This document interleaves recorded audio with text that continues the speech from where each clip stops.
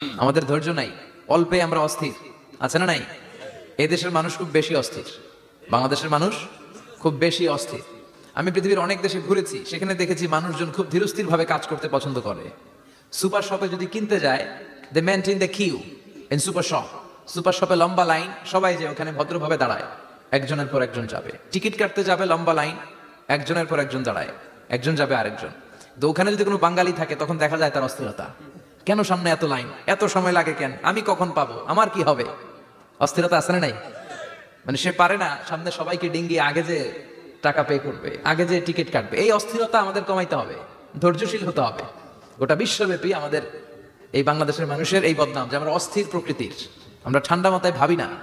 ঠান্ডা মাথায় ভাবতে হবে, ধৈর্যশীল হতে হবে। ইন্নামা সাবরু ইনদা সাদামাতিল উলা। বিষ্ণু বলেছেন, বিপদের প্রথম ধাক্কায় যে সবর ধারণ করতে পারে সেই তো সবুর। এজন্য বিষ্ণু দোয়া করতেন, আল্লাহুম্মা জাআলনি সাবুরা, আল্লাহ আপনি আমার ধৈর্যশীল বানান। ওয়া জাআলনি শাকুরা, আপনি আমার শুকর গুজার বান্দা বানান। বিশ্বনবীর চেয়ে ধৈর্যশীল, বিশ্বনবীর চেয়ে শুকর গুজার পৃথিবীর কেউ আছে? কথা বলেন। এমন তাবৎ কোনো অত্যাচার নাই যে অত্যাচার বিশ্বনবীর উপর করা হয় নাই। বিশ্বনবী মক্কার জামিনে যখন দাওয়াত দিতে লাগলেন, ওনারে পাগল বলা হতো, বলা হতো তুমি পাগল, বলা হতো মোহাম্মদ একটা কবি, বলা হতো মোহাম্মদ হচ্ছে গণক। বিশ্বনবী যখন রুকু দিতেন, সিজদায় চলে যেতেন, উটের পচা নারী ভরিয়ে এনে বিশ্বনবীর কাঁধে ফেলে রাখা হতো। বিশ্বনবীর গলার মধ্যে রশি ধরে টান দেয়া হতো। কয়েকবার বিশ্বনবীর এই ঘাড়ের এই চামড়া ছিঁড়ে গিয়েছে, একবার চাদর টান দেওয়ার কারণে, আরেকবার রশি টান দেওয়ার কারণে।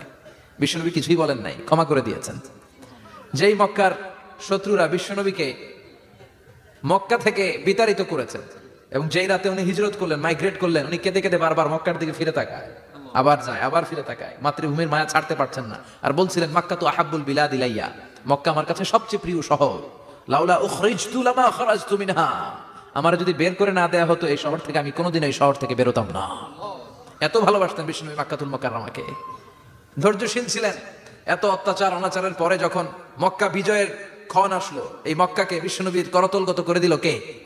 ফাতে মক্কা হলো।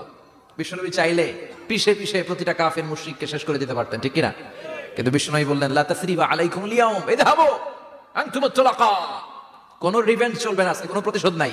একেবারে বড় যুদ্ধাপরাধী যারা, মারাত্মক যারা অফেন্স করেছে, তাদেরকে শাস্তির আওতায় আনা হবে, বাকি সবাইকে আমি ক্ষমা করে দিলাম। In the long history of the world, there is no instance of magnanimity and forgiveness which was showed by our beloved Prophet Muhammad when all of his enemies laid under his feet and he forgave them one and all. পৃথিবীর ইতিহাসে এরকম নজির কোথাও পাওয়া যায়নি, যাকে এত অত্যাচার করে বিতাড়িত করা হয়েছে, নির্বাসন দেওয়া হয়েছে, হিজরতে বাধ্য করা হয়েছে। তিনি যখন ওই শহরকে আবার বিজয় করলেন, কাউকে আঘাত করলেন না, আগুন জ্বালিয়ে শহরটাকে জ্বালিয়ে দিলেন না, ওদের বংশকে নির্বংশ করলেন না, বরং মুচকে হেসে উনি বললেন, যাও, ক্ষমা করে দিলাম। কি ধৈর্যশীল ছিলেন। আবার দোয়াও করতেন, আল্লাহুম্মা জাআলনি সাবুরা, আল্লাহ আপনি আমার ধৈর্য বাড়ায় দেন। ওয়া জাআলনি শাকুরা, আপনি আমার শুকর গুজার বানান। ওয়া জাআলনি ফি আইনি সাগীরা, আল্লাহ আমার চোখে আপনি আমারে ছোট বানান। ওয়া ফি আইনিন নাসি কাবীরা, আল্লাহ মানুষের চোখে আপনি আমারে বড় বানান। কি মানুষ ছিল, নিজের চোখে নিজে ছোট থাকতে চাইতেন। আমরা নিজের চোখে নিজের বড় মনে করি, এরকম ডাকাইত আছে না নাই? নিজেরাই নিজে মনে করে কত বড় সাহেব, লাট সাহেব। মান তাওয়াদাআ তারাফা, এটা হচ্ছে সুন্নাতুল্লাহি ফিল আরদ। মান তাওয়াদাআ তারাফা, যে নিচে নেমে থাকতে চায়, আল্লাহ ওরে টেনে উপরে উঠায়। আর যে খালি উঠতে চায়, হিংসা করে, অহংকার করে, উপরে ঠেলতে চায়, ওরে নিচে নামায় দেয় কে? সাইয়েদনা আদমকে আল্লাহ বললেন, আদম সাল্লিম আলা উলাইকান নাফার লাম্মা খালাকাল্লাহু আদামা ওয়া কানা তুলহু 60 যিরাআন। নিচে নেমে গেলে যে উপরে ওঠে, আর উপরে উঠতে চাইলে যে নিচে নামে। উদাহরণ দেখেন, আদম আলাইহিস সালামকে তৈরির পর আল্লাহ বললেন, আদম সাল্লিম আলা উলাইকান নাফার, এই ফেরেশতাদের সালাম দাও। কি দাও? সালাম দাও। কোনো প্রশ্ন নাই, আল্লাহ সালাম দিব কেন? ফেরেশতারা আমারে দিব না কেন? আমি আগে দিব কেন? কথা আছে কোনো? যেই সালাম দিবেন, সালাম দেওয়ার সাথে সাথে ওনার মর্যাদা বাড়িয়ে দিল কে? এত মর্যাদা বাড়ালেন যে নূরের ফেরেশতারা মাটির আদমকে সেজদা দিতে বাধ্য হয়েছে। চিৎকার করে বলেন, ঠিক কিনা? তুমি মাটির আদমকে প্রথম সৃষ্টি করিয়া ঘোষণা করিয়া দিলে শ্রেষ্ঠ বলিয়া, তাই তো নূরের ফেরেশতা করে আদমকে সেজদা, সবার চেয়ে সম্মান দিলে মাটির আদমকে। আল্লাহু আল্লাহু পড়েন, আল্লাহু আল্লাহু তুমি জাল্লে জালালুহু, শেষ করা তো যায় না গে তোমার গুণগান। আল্লাহু আল্লাহু, সুবহানাল্লাহ পড়েন। কি সম্মান আল্লাহ বাড়াই দিলেন। আল্লাহ বললেন, আদম আজকে থেকে তুমি আশরাফুল মাখলুকা, তুমি খলিফাতুল্লাহ ফিল আরদ, তুমি পৃথিবীতে আমার খলিফা, ভাইস জেরেন্ট অফ আল্লাহ। আল্লাহর খলিফা, আল্লাহর আহকামগুলো পালনের জন্য ভাইস জারেন্ট। চুরি করলে হাত কেটে দাও, কার আইন? এই কাজ আদম তুমি দুনিয়াতে যে করবা। জিনা করলে ডেথ পেনাল্টি, হেড অফ, শিরচ্ছেদ করে দাও, কার আইন? খলিফা হিসেবে মানুষ এসে করবে। মানুষকে আল্লাহ আশরাফুল মাখলুকাত বানিয়ে দিলেন, নিচু হয়েছে বড় বানিয়ে দিলেন। আর শয়তানের অবস্থা কি? শয়তানকে আল্লাহ বললেন সেজদা দে আদমকে। শয়তান যুক্তি দাঁড় করিয়েছে, খালাকতাহু মিন তিন খালাকতানি মিন নার ওয়া খালাকতাহু মিন তিন। আল্লাহ, আপনি আমারে বানাইছেন আগুন দিয়া, কি দিয়া? আগুনের ধর্ম উপরের দিকে ওঠে আর মাটির ধর্ম সে নিচে পড়ে থাকে, আমি কেন সেজদা দেব? শয়তানকে চিরকালের জন্য ইবলিস মালউন, অভিশপ্ত আর জাহান্নামী হিসেবে ঘোষণা দিয়ে দিল কে? এজন্য আপনি ছোট থাকতে চাইবেন, আপনারা বড় বানাবে কে? আর আপনি নিজে যদি বলেন আমি বড়, থাপ্পড় মেরে আপনারা নিচে নামাই দিবে কে?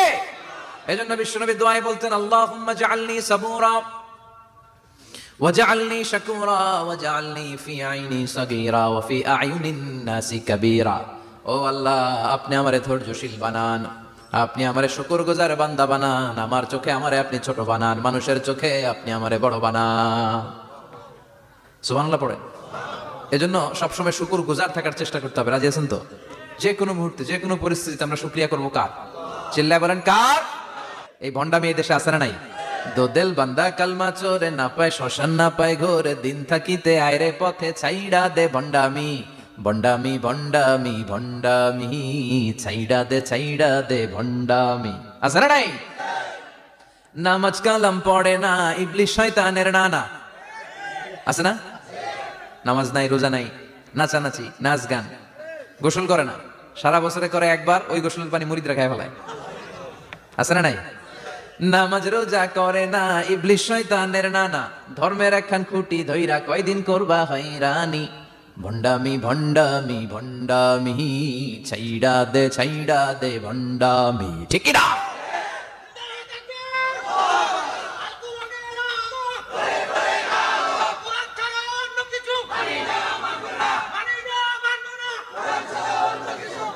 তো এই ভণ্ড পীর ও পীর, আমার নানা ভাইও পীর। কথা কন, পীরে পীরে পার্থক্য আছে না নাই? পীরে পীরে পার্থক্য আছে, এজন্য পীর চিন্তা হবে। এদেশে এই পাক ভারতে ইসলাম প্রচারে ওলিয়া উলিয়াদের, পীর মাশায়েখদের অবদানের কোনো শেষ নাই, কিন্তু চিন্তা হবে, কষ্টি পাথর দিয়ে যাচাই করে নিতে হবে। কারণ এই পীরের আদলে অনেক ভণ্ড এই বাংলার জমিন আছে না নাই? এই ভণ্ডদের সাথে আমাদের কোনো সম্পর্ক নাই। ওনার দরবারে আলোচনা হয়, সাইয়্যিদ কামালউদ্দিন জাফরি সাহেব যায়, আমরা যাই, দেশ বরেণ্য ওলামায়ে কেরামরা যায়, যারা হকের কথা বলে, যারা কোরআন সুন্নাহর আলোকে বলে, কোনো ভণ্ডামি নাই। যাবেন, প্রতি বছর যাবেন। এরপরে যে কেরাত সম্মেলন হবে না এবার 17 ফেব্রুয়ারি, আমার প্রোগ্রাম যশোর। আমাকে অনেক বলেছিল থাকতে পারলে আমিও কোরআন নিয়ে কিছু কথা বলে আসতে পারতাম, শুনে আসতে পারতাম কারীদের তেলাওয়াত। যাবেন আপনারা, দাওয়াত করে দিলাম। আল্লাহ আজকে সভাপতিকে তুমি কবুল করো। তারপরে আজকে কথা বলেছে মাওলানা রফিকুল ইসলাম ভুইয়া সাহেব, আমাদের সভাপতি সিরাতুন নবী ফাউন্ডেশন চান্দোলান। না, রফিক ভাইরা চিনে না এমন কেউ নাই, এজন্য আর কিছু বলতেছি না তার নামে। আল্লাহ রফিক ভাইরা তুমি কবুল করো। গোলাম কবির চৌধুরী আল আজহারি আসতে পারে নাই, আমার বন্ধু মানুষ, একসাথে পড়াশোনা করেছি। এরপর আমার এক মিতা মিজানুর রহমান আতিকি, আমরা আগে আলোচনা করেছে, আল্লাহ তাকেও তুমি কবুল করো। সালাত নিয়ে কথা বলতেছিলেন।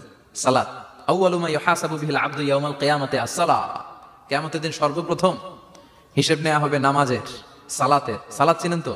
কুরবানির গোশত খাওয়ার মাঝখানে যেটা খায় ওটা, হ্যাঁ, এটারে বাংলায় আমরা নামাজ বলি। কি বলি? নামাজ। বিশ্বনবী ইন্তেকাল করবেন, রূহ বের হয়ে যাচ্ছে, 2-3টা শব্দ বললেন, এর মধ্যে একটা ছিল সালাত। আর সালাত উম্মতেরা নামাজ, নামাজ, নামাজ ছেড়ে দিও না। ওমা মালাকাত আইমানুহুম। মানুষ ইন্তেকালের আগে শ্বাস বের হয়ে যাচ্ছে, রূহ চলে যাচ্ছে, ওই মুহূর্তে কি জরুরি কথা বলে নাকি ফালতু কথা বলে? সবচেয়ে জরুরি কথাটাই তখন সে বলে যায়, ঠিক কি না? কথা বলেন। বিষ্ণু বলেছিলেন নামাজ। তাহলে এই সালাতের গুরুত্ব আছে না নাই? সর্বপ্রথম এই সালাতের ব্যাপারে in the day of judgment আমাদেরকে প্রশ্ন করবে কে? সালাতে কায়েম করো, সালাতে কায়েম করো, হবে সম্মানী তুমি, হবে জান্নাতি তুমি, হবে সম্মানী তুমি, হবে জান্নাতি তুমি, দিবে কাল হাসরে শীতল ছায়া হারশে আজিম, রাব্বিয়াল আলা রাব্বিয়াল আযীম, রাব্বিয়াল আলা রাব্বিয়াল আযীম। সুবহানাল্লাহ পড়েন। এজন্য নামাজ, নামাজ, এই নামাজ যাতে মিস হয়ে না যায়। সব মিস হতে পারে, নামাজ মিস হতে পারে না। আল্লাহ তুমি বুঝার তৌফিক দান করো। আজকে সকালে মহিলা সমাবেশের কথা বলেছে হাফেজ কারি আশরাফ আলী, কথা বলেছে কারি আব্দুল কাইয়ুম মিয়াজি। যারাই কথা বলেছে আল্লাহ সবাইকে কবুল করো। সঙ্গীত পরিবেশনায় ছিল কলতান শিল্পী গোষ্ঠী, আল্লাহ তাদেরকেও তুমি কবুল করো। আসেন আমরা আল্লাহর নামে 3টা তাকবীর দেই, গলা ফাটিয়ে আমার সাথে সাথে পড়েন আল্লাহু আকবার। আল্লাহু আকবার, আল্লাহু আকবার। আল্লাহ তুমি কবুল করো। আমি আপনাদের খেদমতে সূরাত আত-তাহরীম থেকে ছোট্ট একটি আয়াতের অংশ তেলাওয়াত করেছি, যেখানে আল্লাহ তাআলা আমাদেরকে আহ্বান জানিয়েছে, ওহে বিশ্বাসীরা, পাপ হতে পারে, ভুল হতে পারে, অন্যায় হতে পারে, ওই অন্যায়ের উপর অটল থেকো না, আমার কাছে ফিরে আসো। কাম টু ইউর লর্ড, তোমার রবের দরবারে ফিরে আসো, ক্ষমার মতো ক্ষমা চাও, ক্ষমার মতো ক্ষমা চাইলে আমি সব ক্ষমা করে দেব। সুবহানাল্লাহ পড়েন। রব্বুল আলামিন বলেন, ইয়া আইয়ুহাল্লাযীনা আমানু তুবু ইলাল্লাহি তাওবাতান নাসুহা। ও বিশ্বাসীরা, ভুল করেছো, অন্যায় করেছো, পাপ করেছো, জুলুম করেছো, আমার কাছে ফিরে আসো, ক্ষমা চাও। ক্ষমার মতো ক্ষমা চাইলে সব গুনাহ মাফ করে দিতে পারে কে? পাপ নাই, গুনাহ করি নাই, এরকম কেউ আছে? কথা বলেন। কত পাপ করছি, কোনো হিসাব আছে? পৃথিবীর কেউ না জানলেও জানে কে? পৃথিবী না জানুক আমি তো জানি, আমি কি পাপ করেছি হায়। আমার পাপের করলে বিচার, বাঁচার আমার নাই উপায়। দয়াময় প্রভু মাফ করো আমায়, মাফ করো আমায়। পড়েন আমিন। আমাদের পাপগুলো ক্ষমা করে কে? চিল্লায় বলেন কে? আল্লাহ ডেকে বলে, গোলাম আমি হলাম গাফিরুয যামব কাবিলুত তাওব। আমার কাজ হলো ক্ষমা করা, আমার কাজ হলো তওবা কবুল করা। শয়তানের কাজ হলো ওয়াসওয়াসা দেওয়া, আমাদেরকে ভুল পথে নিয়ে যাওয়া। আর আমাদের কাজ হলো ভুল করে ফেলা, আল্লাহর কাজ হলো ভুলগুলো মাফ করে দেয়া। আল্লাহ ডেকে বলে, গোলাম তোরা যদি ভুল না করতি, তোরা যদি পাপ না করতি, তোরা যদি অন্যায় না করতি, তোদেরকে ধ্বংস করে দিয়ে এমন একটা জাতি আমি এই দুনিয়ার বুকে তৈরি করতাম, যারা সকালবেলা ভুল করে দুপুরে মাফ চাইতো, দুপুরে ভুল করে রাত্রে মাফ চাইতো, আজকে ভুল করে আগামীকাল মাফ চাইতো। আর আমি আল্লাহ গুনাহগুলো তাদের সব ক্ষমা করে দিতাম। ক্ষমা করে দিতে আল্লাহর বড্ড ভালো লাগে। বান্দা আল্লাহর কাছে বারবার চাক, চোখের পানি ছাড়ুক, এটা আল্লাহ পছন্দ করে। চোখের পানির যে কত পাওয়ার আপনি কল্পনাই করতে পারবেন না। অনুশোচনার চোখের পানি, চোখ বেয়ে নাকের ডগা পেয়ে জমিনে পড়ার আগেই আল্লাহ এই বান্দারে মাফ করে দেয়। বিশ্বনবী ডেকে বলে, ও আমার উম্মতেরা শোনো, আল্লাহর কাছে দুনিয়ার মানুষদের দুই ফোঁটা পানি সবচেয়ে প্রিয়। এক হলো জিহাদের ময়দানে রক্তের ফোঁটা, দুই হলো অনুতপ্ত বান্দার চোখের পানির ফোঁটা। কত ভুল আপনি করেছেন, কত অন্যায় আপনি করেছেন, কত পাপ আপনার হয়েছে, কত মিথ্যা আপনি বলেছেন, কয় ওয়াক্ত নামাজ ছেড়েছেন, কয় লাখ টাকা ঘুষ খেয়েছেন, কত যৌতুক আপনি খেয়েছেন, কত মিথ্যা আপনি বলেছেন। আপনার পাপ যত বড় হোক, যত বিশাল হোক, যত বেশি হোক, আল্লাহর দয়ার পরিসীমা তার চাইতেও বড়। আপনার পাপ, আপনার অন্যায়, আপনার জুলুমগুলো যদি হয় খালের পানির সমান, বিলের পানির সমান, আল্লাহর দয়া সাগরের পানির সমান। আপনার পাপ যদি হয় সাগরের পানির সমান, আল্লাহর দয়া মহাসাগরের পানির সমান। আপনার পাপ আর অন্যায় যদি হয় পাহাড়ের সমান, আল্লাহর দয়া আকাশের সমান। আপনার পাপ যদি হয় আকাশের সমান, আল্লাহর দয়া আরশের সমান। এজন্য আল্লাহ বললেন, ইয়া আইয়ুহাল্লাযীনা আমানু তুবু ইলাল্লাহি তাওবাতান নাসুহা। ও আমার গোলাম, তুই তোর নিজেরে যত বেশি ভালোবাসিস, তার চেয়েও আমি তোরে বেশি ভালোবাসি। তোর বাবা মা তোরে যত বেশি ভালোবাসে, তার চেয়েও আমাদেরকে বেশি ভালোবাসে কে? আল্লাহ বললেন, ভালোবাসারে তৈরি করার পরে আমি 100 টুকরা করলাম। চিল্লায় বলেন কয় টুকরা? 99 টুকরা ভালোবাসা আমি আল্লাহ নিজের মধ্যে রেখে দিলাম। 1 টুকরা ভালোবাসা গোটা বিশ্বের সবার মধ্যে আমি ভাগ করে দিলাম।